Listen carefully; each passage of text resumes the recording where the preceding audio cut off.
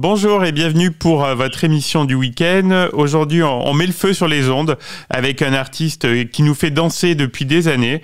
Chanteur, danseur, showman, il a su imposer son style unique qu'il a même conduit à l'Eurovision. Bonjour Jesse Matador. Bonjour. Jesse, comment a débuté votre carrière de danseur? Moi, j'ai débuté dans un groupe qui s'appelait Carposé en 2001, tout simplement. J'ai commencé à faire danser dans ce groupe-là, avec qui j'ai eu à faire pas mal de prestations dans le monde entier. Et puis, voilà. Et après, vous avez évolué vers la musique? C'est ça, oui. Après, j'ai voulu, en fait, danser sur une propre musique, ce qui fait que je me suis lancé dans le chant, à partir de 2004-2005. D'accord. 2003 même, je dirais. Et donc, quelques années plus tard, vous allez avoir, c'est en 2008, je crois, un succès incroyable avec votre premier single, Décalé Guada. Comment vous avez vécu ce tourbillon? C'était la consécration. C'est vrai que ça faisait pas mal d'années que j'avais commencé. Et c'était une récompense, en fait, Oui. une récompense de tout le travail qui avait été fourni durant les 8 années où j'ai eu à prester, où j'ai eu à être dans ce milieu. En fait, moi, j'ai commencé en 2001 à danser.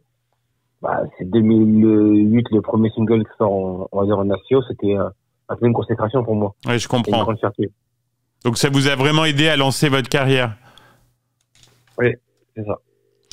En 2010, donc vous avez été choisi pour être le représentant de la France à l'Eurovision. Il y avait du lourd, pourtant en face, je crois, non? Il y avait, je sais pas, Christophe Willem, Emmanuel Moir. Il y avait d'autres noms qui circulaient.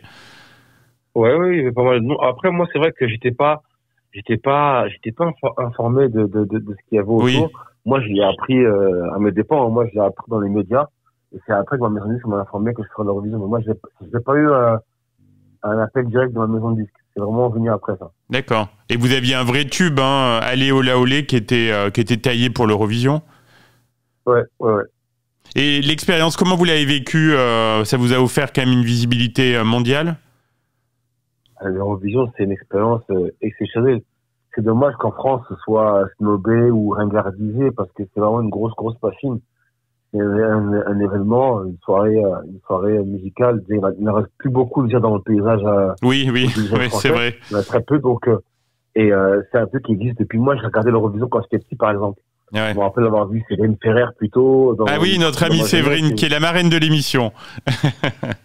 Très bien. Voilà. Ouais, c'est une amie. Je savais même pas. Je l'ai vu faire l'Eurovision, donc du coup, c'était un truc que j'avais quand même de bonnes références. C'est une exposition mondiale. Moi, je voyage beaucoup et partout où je vais, quand je suis dans les réservations d'hôtel ou même dans l'avion, quand j'envoie mon nom et qu'ils tapent, ils font souvent des recherches, ils envoient, Eurovision, ok, vous avez fait l'Eurovision. Et forcément, ça. C'est une référence. C'est vraiment un truc. Ouais. Oui, c'est une référence. C'est une vraie référence quand même. Et la chanson est devenue un classique aussi de la fête. Ouais. Ça m'a beaucoup aidé. Donc Jesse, vous avez sorti après pas mal de titres, des tubes comme Mini Kaoulé, des albums, mais vous aimez bien aussi varier les plaisirs, puisque vous avez eu des expériences dans la télé-réalité, dans la comédie, dans le théâtre. Ça vous aimez bien un peu changer de registre? Disons que j'ai vraiment voulu exploiter toutes les branches de mon art, de l'art entre guillemets. Parce que moi, je pars en tant que danseur et toutes les opportunités qui sont présentées à moi, c'était comme des défis. En fait, voilà, moi je pars de danseur, je me suis mis à chanter, après théâtre, après cinéma, puis voilà, j'ai voulu vraiment explorer pas mal de choses. Et au moins, moi qui aime souvent débattre avec mes amis, au moins je connais l'envers du décor. Voilà. On parle de musique, je connais, on parle de théâtre, je connais. Enfin, c'est-à-dire que j'ai mon expérience, aussi minime qu'elle puisse être, et ça me permet au moins de connaître certaines réalités et de faire face à certains questionnements à faire face à certains questionnements de personnes qui m'entourent, qui me demandent souvent comment ça se passe, et j'arrive à leur apporter des réponses tout simplement.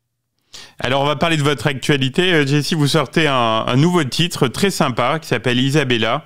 Il annonce un peu une évolution artistique et une nouvelle direction pour votre carrière.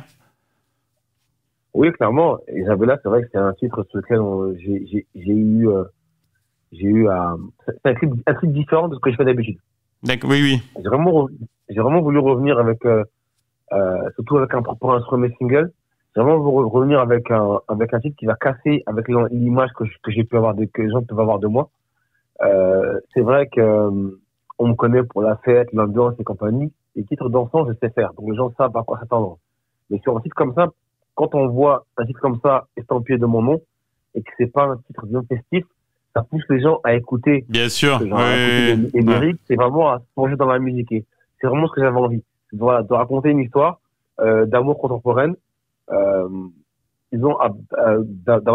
une histoire d'amour contemporaine avec un jeune homme qui cherche à séduire sa prétendante avec des arguments qui sont, disons, originaux et puissants, quoi. Et l'objectif, c'est de toucher un public peut-être plus large, non, de certains qui vous connaissent pas ou Non, pas forcément. Pas forcément. Je pense que la musique, c'est pas forcément. C'est vraiment c'est vraiment le mood dans lequel j'étais. Voilà, j'ai vraiment envie de pratiquer mon art différemment, explorer de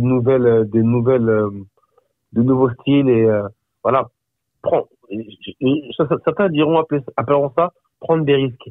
Moi, je dirais pas que c'est prendre un risque. J'ai vraiment écouté mes envies. Voilà, j'avais envie de faire des titres différents de ce que je faisais avant et je me suis laissé guider. Après, la musique, des fois, on sait jamais. Ça peut être. Je veux pas parler des titres parce qu'il y a des titres qu'on va sortir.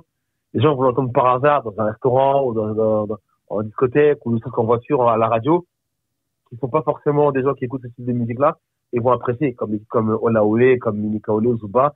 Il y a des gens qui aiment ces titres-là et qui sont pas forcément branchés sur de la musique, on va dire, afro. Oui. C'est vraiment jouer, voilà. C'est vraiment l'émotion du titre qui va faire que les gens vont apprécier. Bien sûr. Donc ce nouveau titre, Isabella, il s'inscrit dans un projet plus vaste. Vous avez sans doute un album à venir. Ouais, un album qui s'appelle Émotion avec Abel. Et donc c'est déjà calé en fait. Vous avez une date à nous annoncer ou?